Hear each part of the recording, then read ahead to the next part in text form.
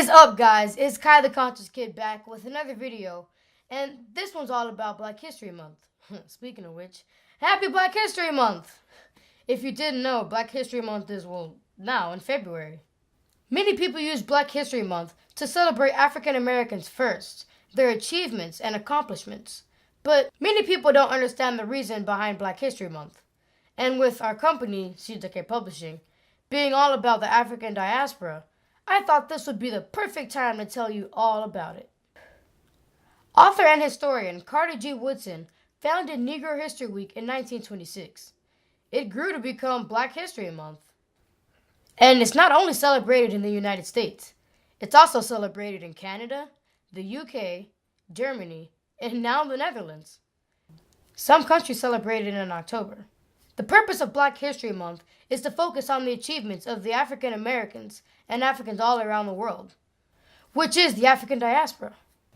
As you'll probably learn all throughout this month, or in any of our children's books, the achievements of the African diaspora have been misinterpreted or completely ignored.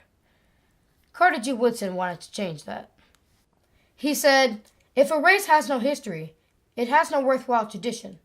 It becomes a negligible factor in the thought of the world, and it stands in danger of being exterminated." Can you imagine? In 1926, hundreds of black people were being lynched, forced into the ghettos, and treated as second-class citizens. A change needed to happen. A focus on great things our historians J.A. Rogers and Carter G. Woodson were learning every day. Black history did not start at slavery. Black people were and are responsible for some of the most amazing things known to man. More work needed to be done. More history needed to be unearthed and understood. No more letting someone else tell us that we're nothing while sitting on some of our great achievements. No more walking through museums and seeing some of our great advancements, but not getting any of the credit.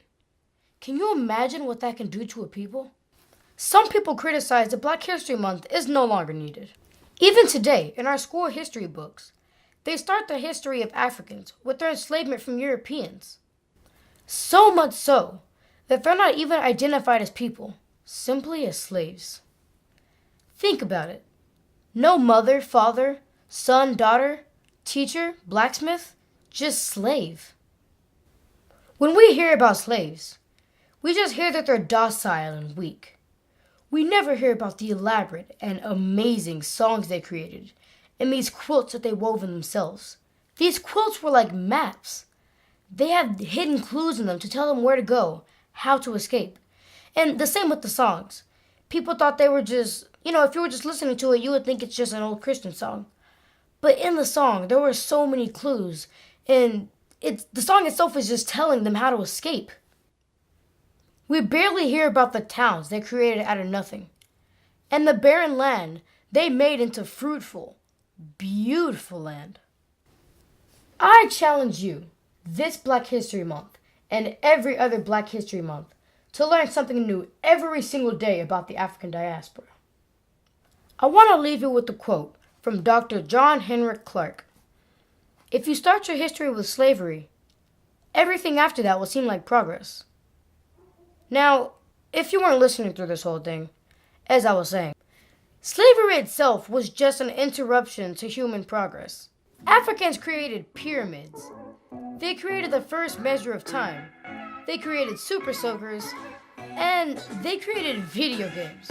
Now, if you're like me, I love video games. Now, what are you going to create? I'll leave you with that. Alright, this is Kai the Conscious Kid, signing out. Ooh, peace.